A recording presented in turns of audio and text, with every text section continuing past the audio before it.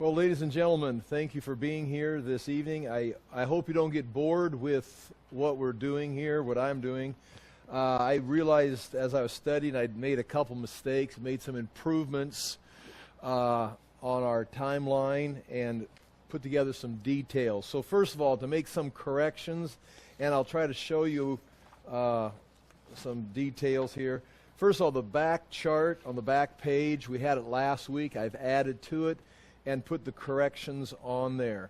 Also, this one we had several weeks ago, the timeline starting with the mention of Ahab and his family starting in 853 BC. The numbers stay very solid all the way up until the birth of Abraham, and then I'd made a couple mistakes in the math and clean it up. But so there's some different things there. I'll show them to you.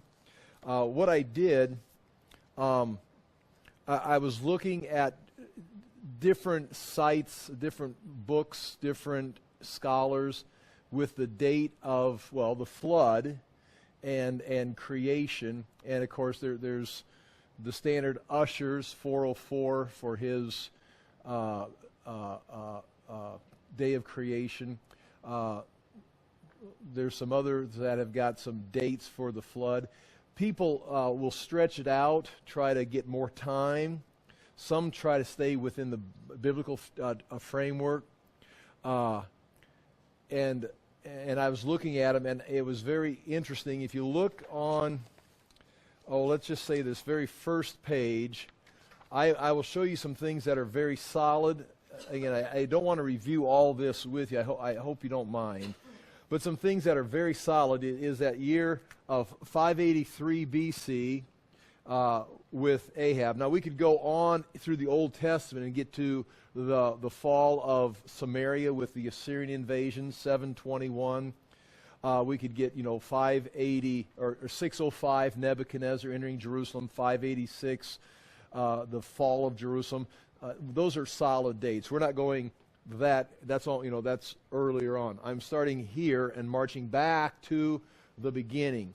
And so we march through that. We come everyone agrees, when I say everyone, anyone that's a conservative Bible scholar, agrees with, 966 BC with the temple being built by Solomon. I mean, I'm giving you this information because I'm making some projections here, but there is some of these things that are very well established. Now, if you get with the liberal scholars, you get people that have, try to get off track somehow. They're going to be different. But 596 for the construction of Solomon's temple. And then when we go through when I was researching this again, trying to clean it up, several people made the point, and it needs to be made, that if you talk about in someone's 25th year, in the 25th year, now that is a 12-month time frame. So, for example, my birthday is April 4th, so on April 5th, I was 64 this year. Well, you can go a full year, and it'll be next year, April 3rd, 2025, I'm still 64. So there could be a difference between, June of 2024 and March of 2025, but it's still my 64th year. So you've got to, they're not giving you, sometimes the prophets give you the day and the month and the year of the fall of Jerusalem or certain events. But what we're dealing with is just in, the 130th year of Adam, Seth was born. Well, okay, you got 12 months window frame there. Well, then you multiply that 12 months, a window frame, by every time we add someone's name to the list. I mean, within, 10 individuals, you could be, if you're max, you could be 10 years off, or, 9.5 years off if you're off the maximum amount. And so you put all these names together and give yourself 12 months leeway. Every time you add a date on it, you're shooting within 12 months, if that makes sense. So obviously, none of these things are absolute within that frame. But again, I wanted to point that out. Coming on down after the temple, then you get to the Exodus, which is 1446. 480 years. That's the text of Scripture. This is very solid. It takes a lot of pressure off trying to figure out when the Exodus takes place. And we went through all that. It talks about Ramses. Some people want to put it in the 1200s. But this is the biblical date for the Exodus. And everyone agrees with that. It continues all the way through up until you get to, you can see Abraham being born 2166 BC. That's a very solid date for Abraham being born as you use the biblical text to get to that date. There is some question about how old Terah was, because he could be 70 or he could be 130, depending on how you read it. And I looked at that, and it's nothing we're going to mess with. This is fine. The Tower of Babel is not got a solid date. We'll get into that in the text when it talks about in Peleg's day, the earth was divided. So the Tower of Babel takes place during the life of Peleg. And I've taught before that the earth was divided because Peleg's name sounds like canals or channels, like water running in canals, like if the earth split apart, like the continental plates continued to drift during his day. I've taught that before. But as you put it in the context of when he was living or born and when the Tower of Babel takes place, it sounds like that event of the Tower of Babel, the confusion of the languages, takes place in Peleg's day. You can get pretty accurate with the flood, 2458, because that's kind of one of the dates we're shooting for. I mean, it's a radical date, 2458. I'm saying right here, this is when you start losing some very good scholars. Right here, they're pretty much in agreement up to Abraham's birth.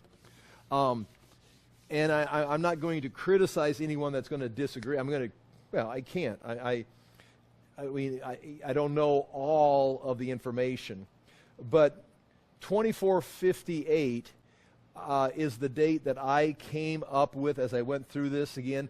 And there were several very good sources that had the exact same date, which, as you're counting and doing all your math, your little calculator, and see someone ends with the same answer, it's kind of like, makes me feel good. So I feel good about that date. One of the things that threw me off, and I missed it this time, was when it talks about when Noah's sons were born. He was 500 when Shem, Ham, and Japheth were born. But then, after the flood, I'll show you the verse, Shem has his first son when he was 100 years old, 2 years after the flood, which means Shem was Noah's second son, born when Noah was 502. Japheth was his first son, born when he was 500, and it appears Ham was born last, we'll just say 504. But that messes up. If you don't catch that, you just put 500 for Shem. It's Japheth. Were they triplets? And it clears it up, and I'll show you the verse. So that was a correction I had to make. And then I'd made a mathematical mistake all the way through. So now, with that information, if you look at your little chart right here, I've got to come back and change some of these. Again, like I say, this is interesting to me. I've been working on this. I apologize if you came out on a Tuesday night and it's like, my gosh, this is a waste of time. We came out here and he's just going to change the dates. I understand your frustration, and please, we'll move on again. I hope I can make it interesting. This date right here, I got to get it changed, is 4114 BC, which makes me feel better. We got a little closer to Ushers, so 4114, that's a solid date. And then you can see the other dates on there. I've took a picture of this, and then I changed it with a picture, a program. And the Seth, instead of being 4011, it's 3984 BC when he was born. The flood, which I have on here as being 2488, is, again, 2458. Again, it moved by 30 years, and I'm feeling very good about that. You got the Tower of Babel and Peleg in 2357. 2350. If you want exactly 100 years after the flood, we don't know. We don't have an exact date for the Tower of Babel. We've got an exact date. I've got an exact date for the birth of Peleg, and in his day, the earth was divided. And so you could just say 2357 was the Tower of Babel. I think on the timeline, I made it exactly 100 years from after the flood, makes it 2358.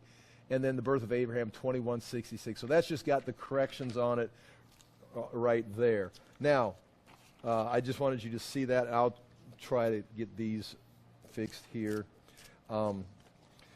Now, what I want to do is show you a few things in the text of Scripture. So we're in Genesis, and I'm reading. I brought my English Standard Version Bible tonight. I always use an NIV, and that's got hundreds and hundreds of notes in it and circles, and I know exactly what color things are because I've highlighted in color. So I may stumble tonight because I don't have my Magic Bible with me. Again, I shouldn't say Magic Bible. That sounds evil. And if someone cuts that out of the video, it's like, see, he thinks he's got a Magic Bible. I've got a special Bible that's been color-coded over the years. Genesis chapter 5, it's actually the chapter we're in. And we're going to come back to this next week and do this better. But in chapter 5, I just want to look. In verse 4, it says, the days of Adam after he fathered Seth were 800 years, and he had other sons and daughters. Thus all the days of Adam lived were 930 years. So from with this, what I'd like to have you do is go to the very back page, and this is an improved diagram that I gave you from last week. It's the same thing. I just expanded on it and corrected it. And you can see starting with Adam, I got a little parentheses, by Adam, first generation. Each generation has a parentheses beside them so we can keep track quickly on what generation they were. So if you look at Lamech, that's 9. And then I've got, just look at Lamech, for example, so you get familiar. Lamech, right about in the middle of the chart. 9, he's the 9th generation. 777 years. He lived 777 years. And according to my calculations, as I start with the date, I'll just write it on here. What date did I get right here? 41:14. I'm going to change this. I know that looks terrible right there. But starting with that date right there, 41:14 BC, and you do the math, I end up with Lamech being born in 3240 BC and dying in 2463. You can see his lifeline is just short of the flood. The flood is 2458. He dies 2463. Would that be 5 years before the flood? Methuselah, every time, no matter how you do it, where you start, Methuselah dies the year of the flood. I do not think he could have died in the flood, but I think his life was a sign to Noah that when Grandpa Methuselah dies, get in the ark. Again, we'll talk about that as we go through those verses, but you can see that parallels, or it comes down exactly mathematically every time on the flood. Okay, with that being said, you can kind of see where those are at. I turn the page in my Bible to chapter 5, verse 8, and there you've got verse 6 is Seth, who's going to live 912 years. Seth, Enosh, all the way through. And I've got that written on the diagram here. The lifelines are fairly close. And you can see the lives of Adam is 930 years. I have no doubt in my mind that he lived 930 years. It's like, do you think the Bible's exaggerating? I think the Bible's recording historical facts like we saw last week. This is the written document of Adam. There's someone writing down these details. The earth was different. I have no trouble with these years, especially when you see them decreasing in an orderly fashion. Everyone before the flood is living, 930, 912, 905, 910, 895, 962. Then you've got the unique life of Enoch, 365. He has a son who lives the longest of any man recorded in the Bible, 969, Methuselah. Lamech, 777. And then Noah, 950 years. Noah, the 10th generation from Adam, lives 20 years longer than Adam, and he endured the flood. He lived through the flood. And so you can see after the flood, his lifeline extending up until, are you ready for this? I mean, if the Bible is correct, if I'm doing this correct, Noah was alive up until 2008 BC. Noah's lifespan is overextending over Shem. In fact, if you go up there, Abraham was born in 2166. So Abraham is 2166. Noah doesn't die until some, 60 years, 58 years later. Noah was alive when Adam was born, according to this. And again, you can keep pushing I'll try and come back to it and give you better information. But notice again, Shem lives, was born in 2556, which would be Noah's 502nd year. He's going to die in 1950. If he lives 600 years, which the Bible says he does, he's going to die in 1956 BC. Is that right? I want to make sure I said that right. 1956 BC. Notice when Abraham dies. Abraham was born 2166. He lives 175 years, but Abraham dies in 1991 BC. Which, guess who lived? I can subtract. That's 8, 11, 5. 8 minus 5 is 3. Dies 35 years after Abraham dies. I mean, that's the biblical chart. That's how it works out. And if he's going to live 600 years, and this is the time scale, it has to be that way. Unless you're going to say, well, this can't be right. This must be talking about 10,000 or 20,000 years. Okay, you can do that. You can say, well, we have to stretch it out. But you're stretching it out because you can't handle the fact that Shem lived 35 years after Abraham, or lived for 35 more years. Now he's an old man. I mean, is he traveling? Is he? What kind of condition were they in? You can also see Isaac was born in 2066. So he was born. If you see that line, that big bold line, the year 2000 BC, Isaac was born, and the people that were still alive would be, his grandfather Terah. Sargon, the 17th generation from Adam, Ruah, the 16th generation, Eber, you see that guy Eber between Shelah and Peleg? It'd be Peleg's father Eber. He's going to live until 1927 BC. So he's living past, Eber's living past Shem and Abraham. Now, Eber, that is, again, and you know this possibly, but Eber is why Abraham is called the Hebrew. He is a Hebrew. So this is the name of the family. And you say, well, I'm not sure why, but he's living up until Jacob is born. He's going to live several years during Jacob's lifetime. Heber, or who they're named after, they're Hebrews, named after Eber, coming out of the line of Shem. So you can kind of see those links of years that are taking place there. Even Shem's grandson lives up to 1988 BC. So Shem's grandson lives past Abraham's lifetime. And Arpachshad, Shem's son, is going to live up to 2018. He's going to live for several years during the life of Abraham. I'm going to see if I can find a place here. I'm going to go to, I don't even know where it's at. I'm going to go to Genesis. I'm taking a shot in the dark. I want to show you a verse. where Joseph, they go down. I'm in Genesis 45, Joseph brings his family to Egypt. Okay, there I'm close. Genesis 46, you can help me out if you want to. Okay, I'm in Genesis 47.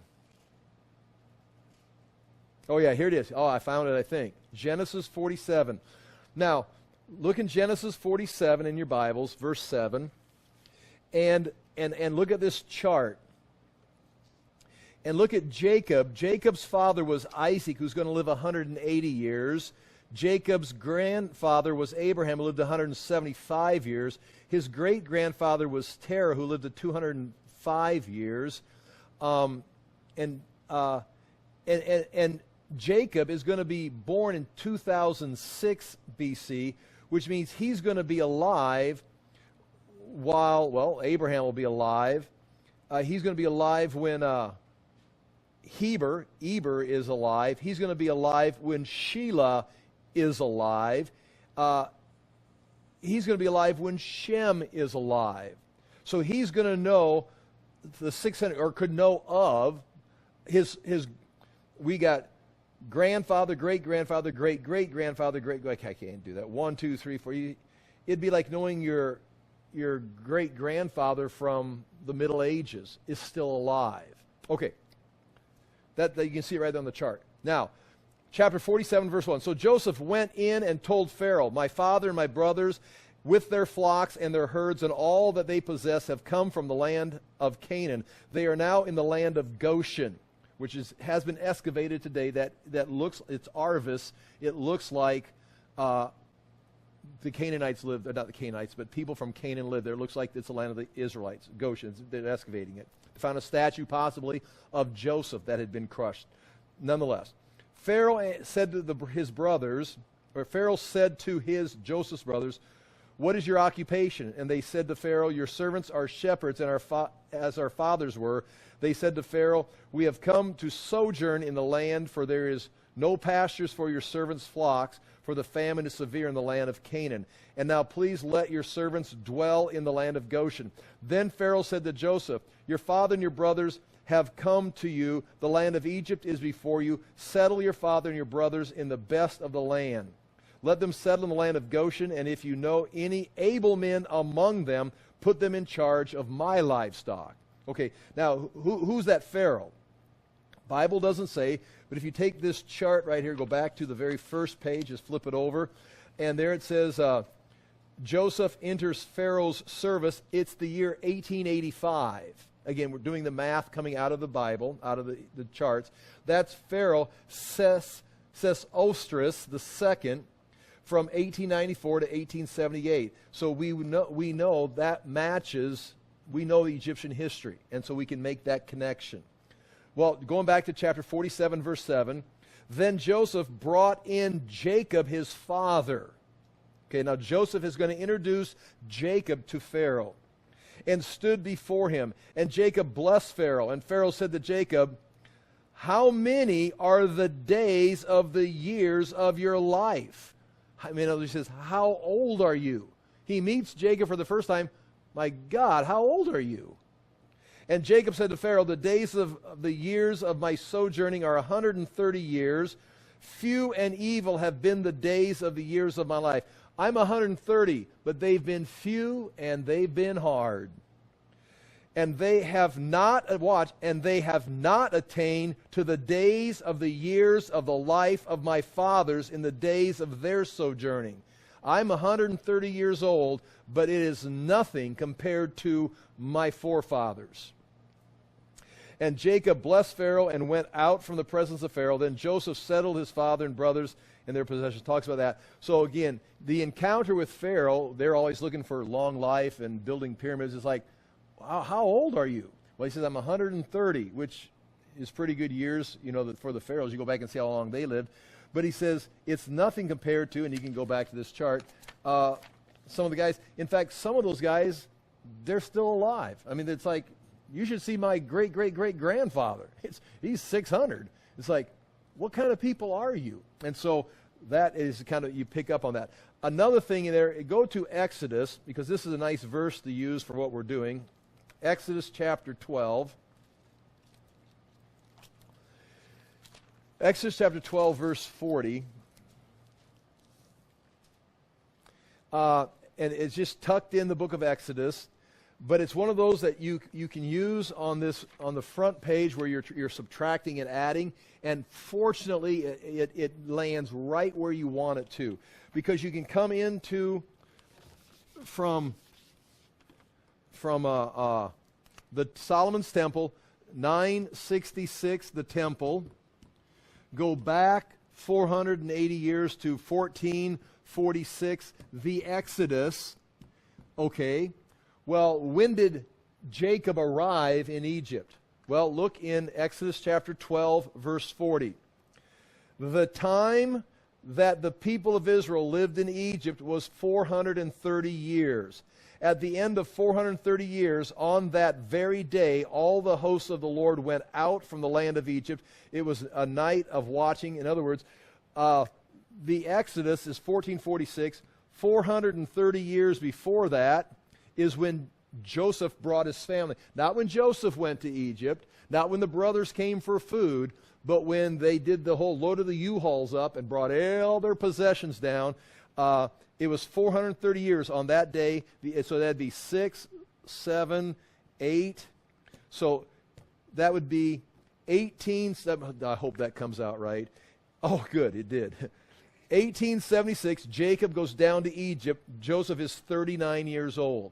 So when he's introducing his dad, who's 130, to Pharaoh, Joseph is 39.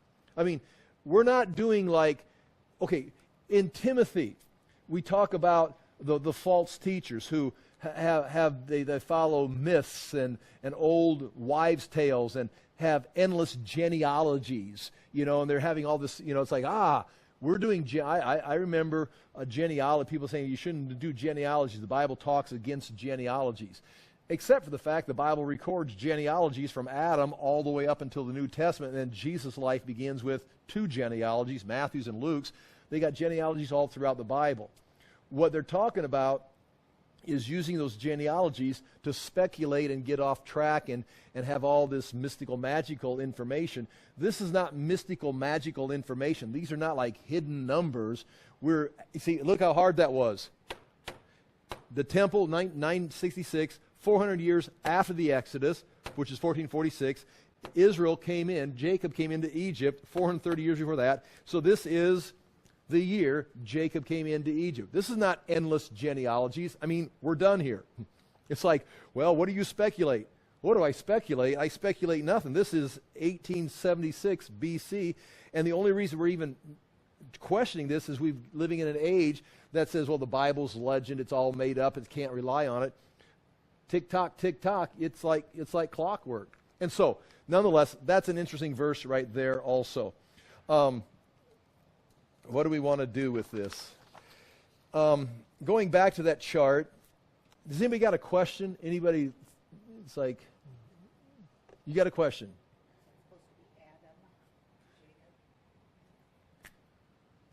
Thank you.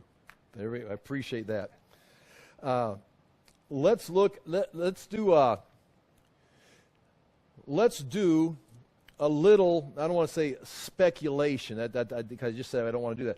But I am going to show you, go to Genesis, because we have very good detail of the line of Seth and Shem and Abraham, the line that leads to Israel. But in this, we end up in chapter 10, and this information's here. I've got it circled on that back page.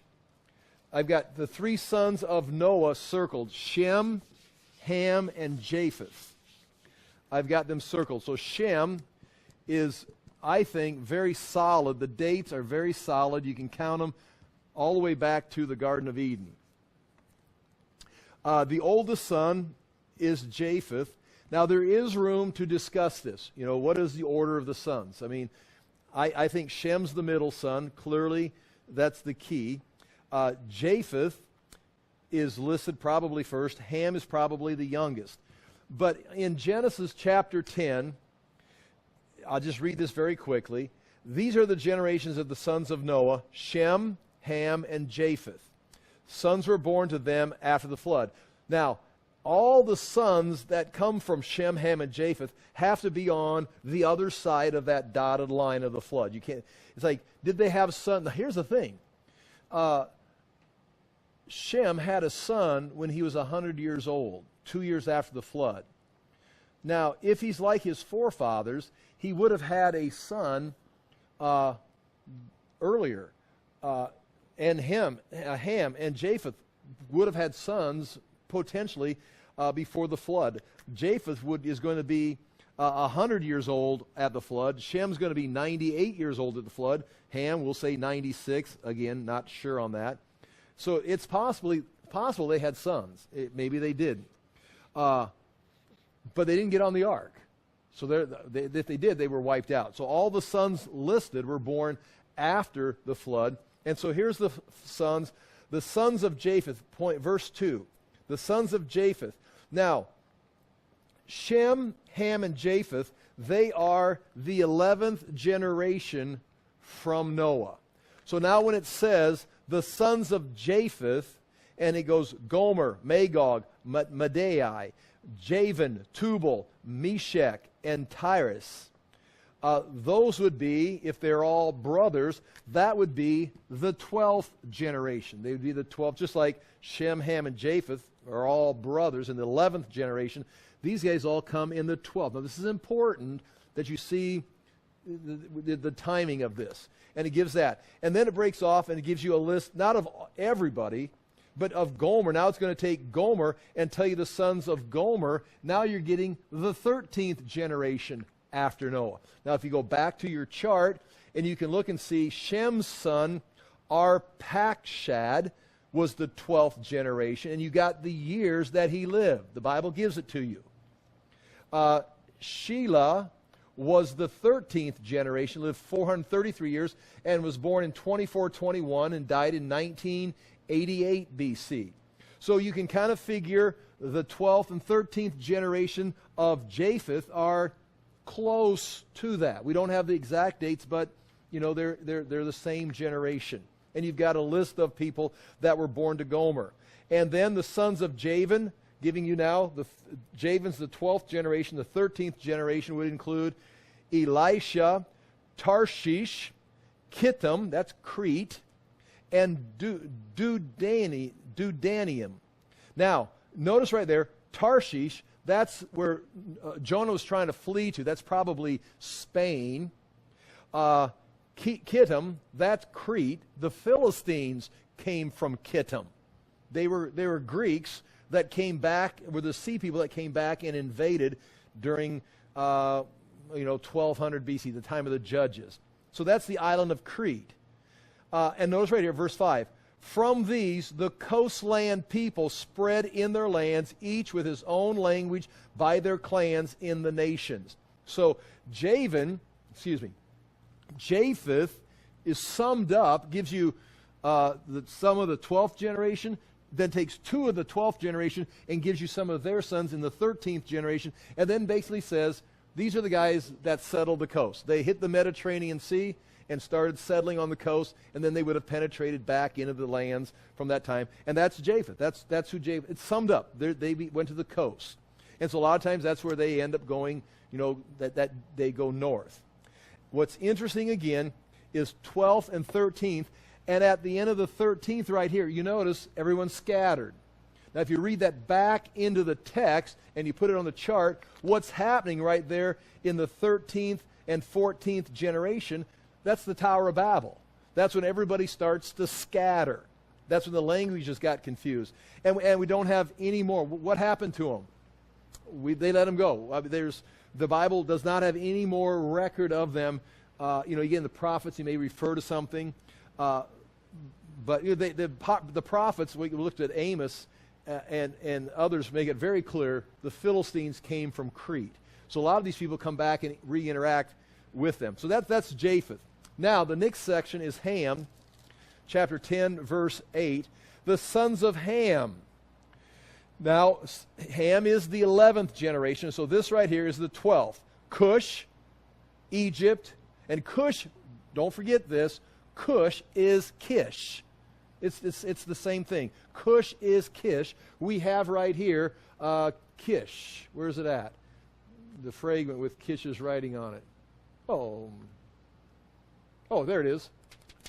That's got the name Kish on it. So nonetheless, Cush, Egypt, or Mizraim, depends on if it's your translation, Put, Canaan. Okay, so that's the 12th generation. The sons of Cush. Now you're going to get the 13th generation. Seba, Havilah, Sabta, Ramah, Sebtika. And the sons of Ramah, Sheba, and Dedan. Now you're into the 14th generation. And then it says, very interesting, we're going to come back to this when we get here. I'm doing quite a bit of reading on this topic here. Cush fathered Nimrod. Now Cush is this Ham's the 11, Cush is the 12th. So now he fathered Nimrod. That is the 13th generation. But it's written different because when he lists those that were Cush's children, let me read this again. Cush fathered Nimrod. He was the first on earth to be a mighty man. And so it mentions he comes from the 13th generation if he comes directly from Cush. And if you look right here, I put down on the bottom here, right here on this part in a little bit lighter gray, try and keep them parallel, Shem, Ham, and Japheth, and then the 11th and the 12th generations. I do not know the lifespans of Ham and Japheth's family. It just tells you who was born. But we know the generation. We just don't know how long they lived. And they're talking more about them as people groups. But if you allow their lifespans be similar to the ones we have definite dates on, you can see Nimrod where he's living. He is in that 13th generation. Nimrod is living during the days of the Tower of Babel. And one thing I'm going to do, and I'll show you as we go through this. Well, let me read what Nimrod does. It says, Cush fathered Nimrod. He was the first on earth to be a mighty man. He was a mighty hunter before the Lord. Now, again, that mighty hunter, I want to give more time on this later. You think, he was a great hunter. Well, everybody was a hunter. Everybody was either raising cattle, growing grain, or hunting animals for food. So it doesn't mean he was a mighty hunter. Everyone's hunting. This talks about he was a mighty man. He was different he's an empire builder. He is going to start building empires. Well, in fact, it tells you. Like it says, before the Lord, therefore it is said. Now remember, this is Moses writing, at least editing it together, but this is Moses talking about someone that is legendary in his world in 1446 BC. And so he says, that is why it says, like Nimrod, a mighty hunter before the Lord. Nimrod, or this individual, is going to establish a pattern that every leader that wants to become a mighty man is going to emulate Sargon. This guy did things no one had done before, and there's going to be others that are going to come. If it be Nebuchadnezzar, if it be Sennacherib, or Sennacherib's father, Sargon II, named himself after Sargon. Excuse me, I'm getting ahead of myself. Okay, like Nimrod, a mighty hunter before the Lord, for the beginning of his kingdom was Babel, Erech, Akkad, and Kelna in the land of Shinar. From that land he went into Assyria. So the land of Shinar is, here's the Persian Gulf that we've got today. Here's the Tigris River, the Euphrates River. This is Shinar right here. This is going to be Summer, the Sumerians, not Samaritans, not summer like the season, but summer. This is the land of summer. This is the land of Shinar. And he's going to build cities. and then conquer them. And then he's going to go, let's just keep moving, and he's going to start moving up north. Well, it says it right here. Like Nimrod, a mighty hunter. He's hunting people. He's conquering people like others would conquer animals. The beginning of his kingdom was Babel, Erech, Akkad, Kelna in the land of Shinar. From that land he went into Assyria and built Nineveh, Rehoboth, Kela, and Rezin. Between Nineveh and Kelna there is a great city. Egypt, and now it talks about one of his brothers. Egypt fathered Liddim, and goes on and talks about it. But this is, again, talking about Nimrod, and it's during this time that somehow the Tower of Babel is going to take place. And he is trying to unite everyone. And I have got right here on the notes, right where it says Ham, then Cush, number 12, and then 13, Nimrod. I've got written there, and I'm going to spend some time telling you the stories. I've got Sargon the First, and his years, Wikipedia, Sargon the First lived 2334 to 2279. It's right there during that time period that Nimrod is conquering. And guess where Sargon comes from? He builds the city Akkad, or Acadia. He conquers Acadia, the Akkadian Empire, conquers the Sumerian Empire, and then he moves north and goes all the way up into the forests of Lebanon, and he builds an empire, Sargon the First. This is Sargon the First right here. It's a direct parallel. And the reason I'm saying that is, we're at the right place, the right time. The Bible just correlates with history, just like boom, there it is. We got inscriptions from him. And notice when he's alive, just again, if Nimrod is in the 13th generation, look who's all alive. Shem is still alive. Noah is still alive. All those people are still alive, and it begins to overlap. Now, from there, I want to show you something else that I've been talking about for the last 2 weeks and haven't gotten to. And you don't have to accept any of these things. You can have your own dates. You can believe in theistic evolution if you want to. But I have been showing that this is 2400 BC. This was written, and this is not Bible dates. These are scholars. These are guys that are doing the work, and they've got, some of them have crazy, evolutionary backgrounds. They got the humanistic approach. But yet they're stuck with these cultures like Sumerian cultures, 22 to 2100 BC. This was somebody's seal. From this time period, while these guys are on the earth, this was somebody's seal that they rolled out. These people, again, like I said, were civilized. They had writing long before they want to give them credit for. Here is, again, the picture of the Sumerian king list. That is what we're looking at right here. And the Sumerian king list, I just want to introduce this to you again. And there is, in some of these writings are nothing more than, like this thing with Cush or Kish right here.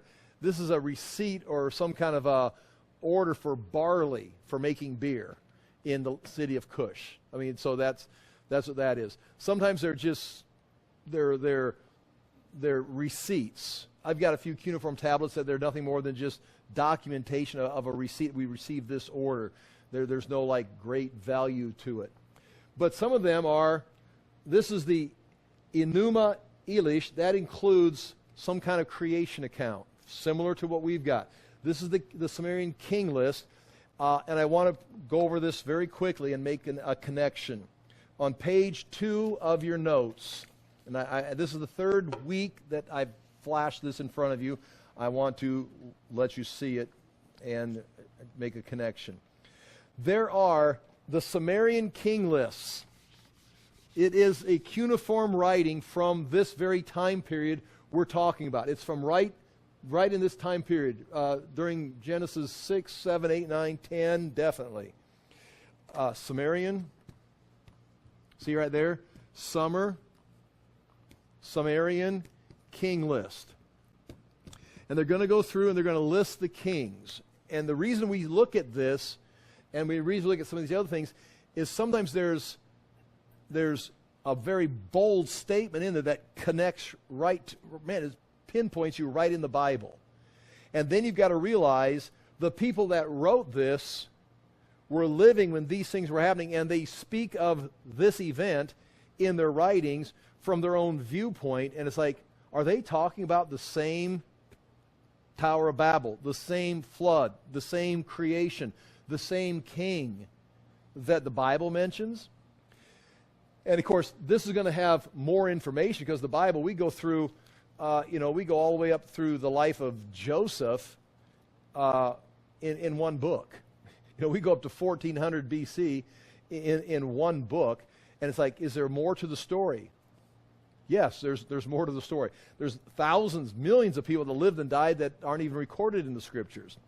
So obviously there's more information, and people are recording it.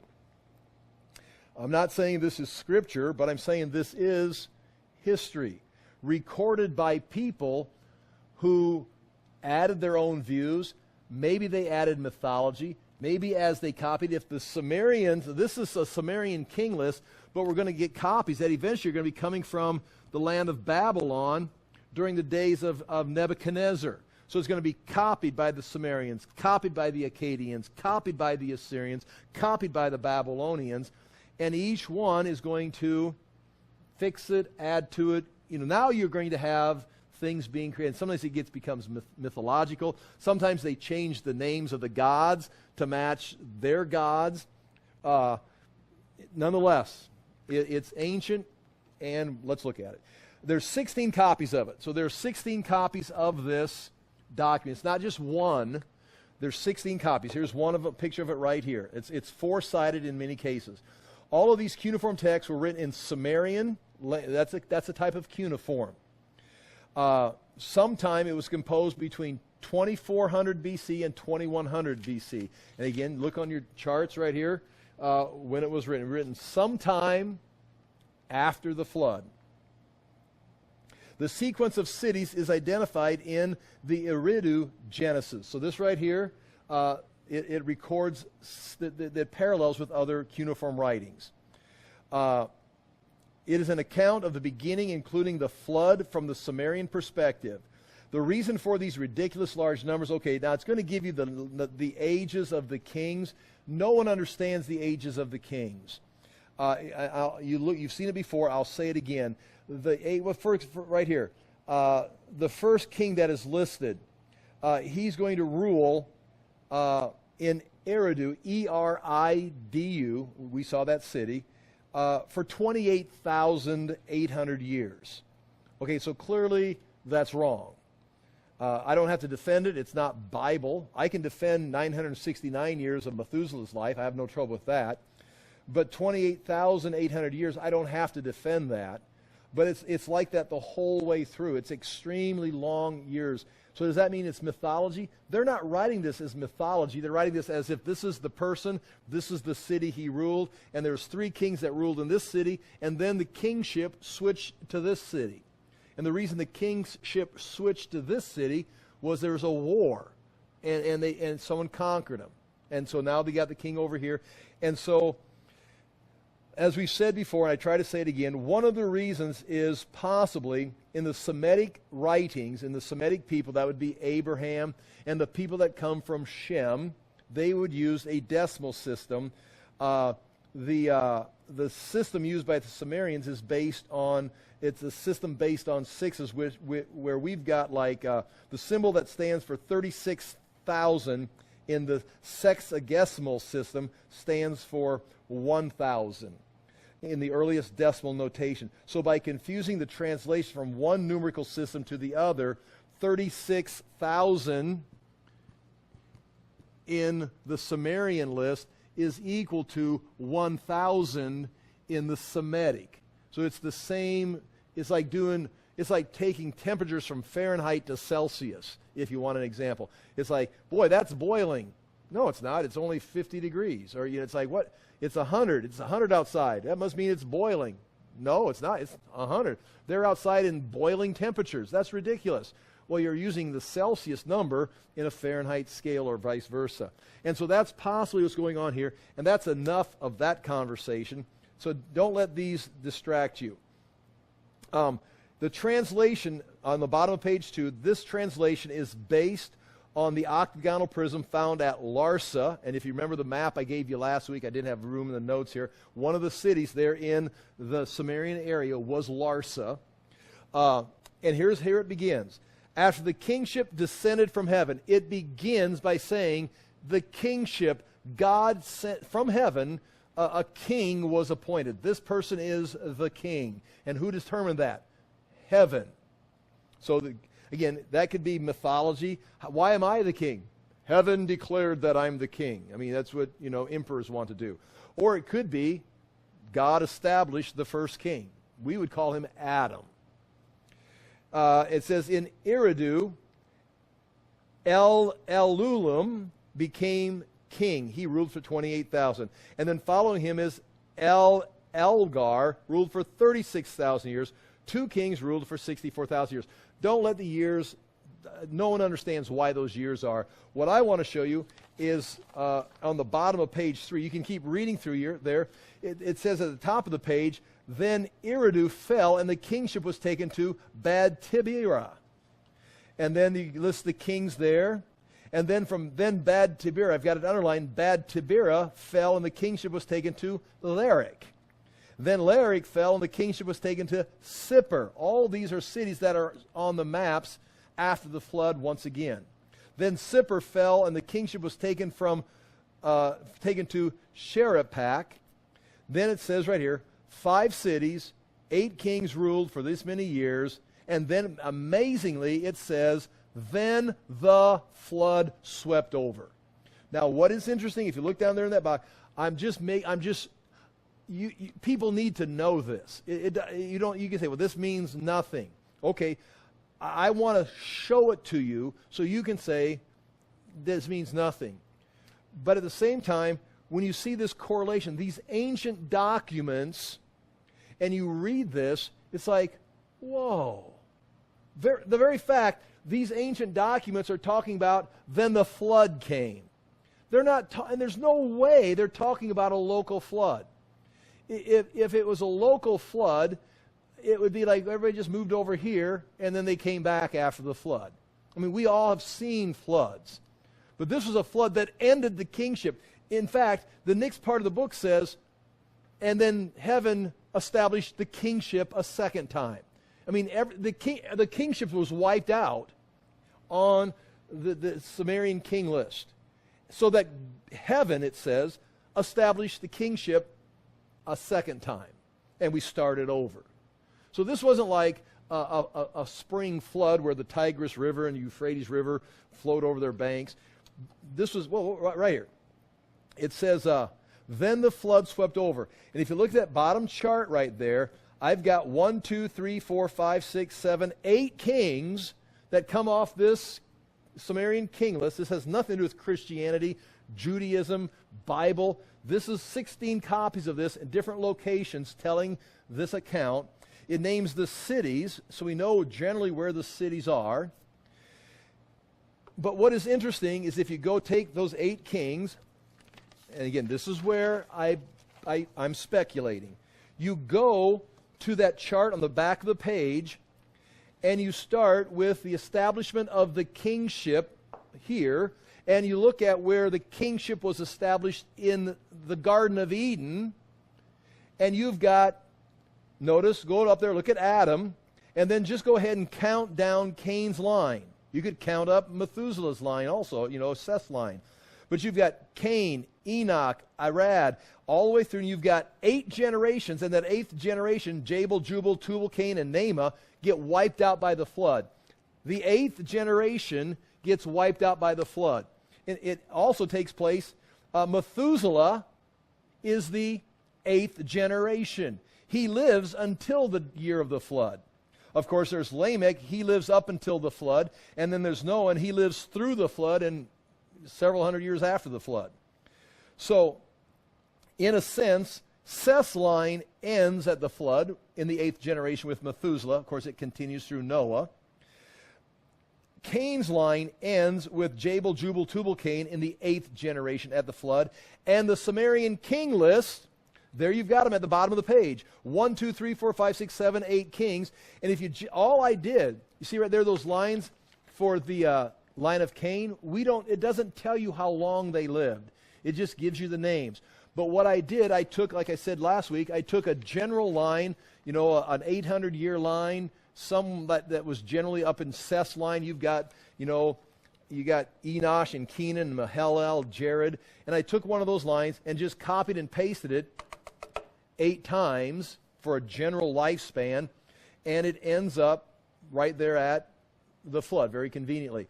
And then today, I highlighted all the gray of Cain's line, copied and pasted it down here, and then changed the names.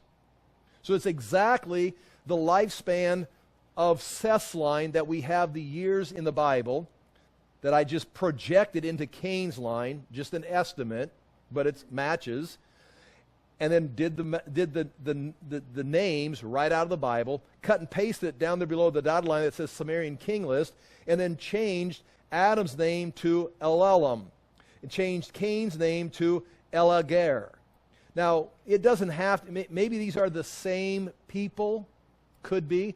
Maybe they're the same generations. Maybe there's no connection. But what's amazing is 1, 2, 3, 4, 5, 6, 7, 8, and on my chart, they would have lived up until the flood. If you read the document in cuneiform writing, they lived up until the flood swept them all away. It's like,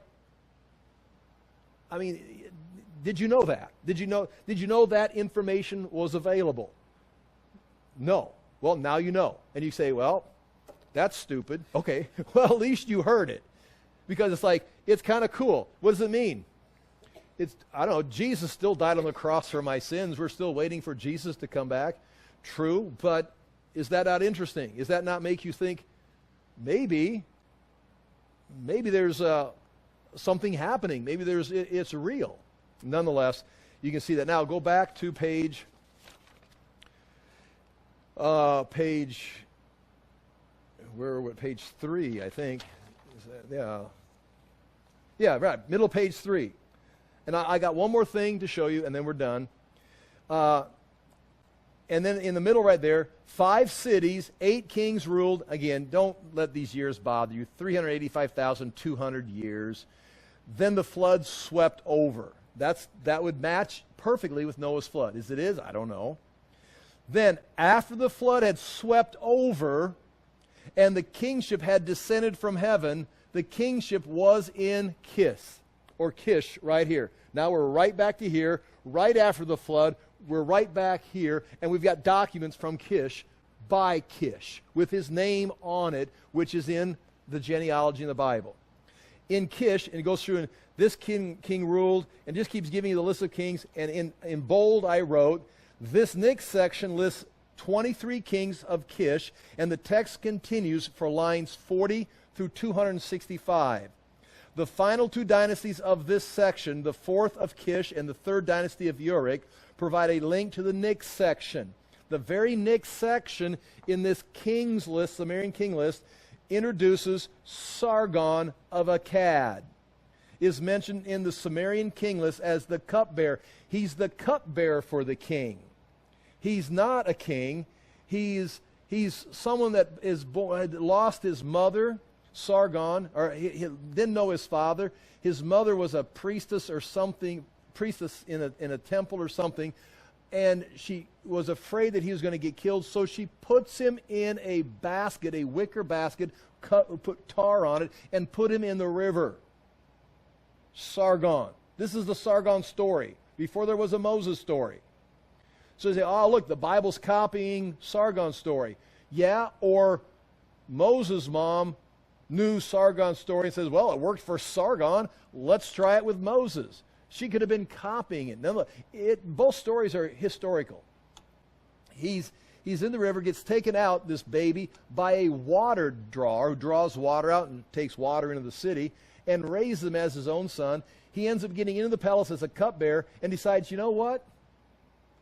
I want to be king. So he strangles the king. here and in the stories and in the Sargon legends, not legends, but it's in the history books. He kills the king, becomes king, and his name is Sargon, which means, I am the legitimate king. That's a good name that you name your little boy. What's your boy's name? I am the legitimate king. It sounds like a throne name. It's like, you're not the king. Well, look, my name is, I am the legitimate king. Why is that your name? Well, I killed all the other kings. And, I mean, potentially, again, I'm making this up, his name could be Nimrod. And who wants a name like Nimrod? You know, so he calls himself Sargon. I don't know that. That doesn't matter. But nonetheless, Sargon of Akkad is mentioned in the Sumerian king list as the cupbearer. Sargon then defeats Lugal-Zag-Z of Uruk before founding his own dynasty. And now we're marching off. We got the whole Sargon. And Sargon's story can be summed up and read just like our account of Nimrod. The cities that he built, established, he conquered up into Assyria. I mean, you read Nimrod, you're reading Sargon. And that's why, right here, this is possibly Nimrod right there. And you've got to think, Moses is putting this down. He's not going to say, you know, that's why, you know, Nimrod, like mighty hunter like Nimrod. Everyone wants to be like Nimrod. It's like, I've never even heard of Nimrod. Look, how about we say Sargon? Oh, every Assyrian king, including the Babylonian kings, tried to redo what Sargon did. The guy that ruled in Moses' place after Moses fled, Thutmose III, tried to be Sargon and do exactly what everybody wanted to rebuild an empire like Sargon. So nonetheless, there's the parallels that we've got. I've corrected some of the dates.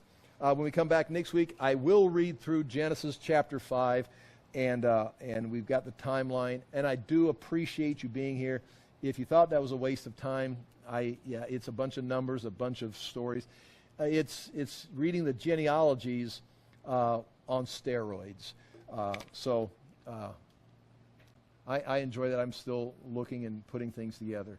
Again, know the difference between truth and the Word of God, history, and then that speculation, because there's a place where it's like, come back to reality.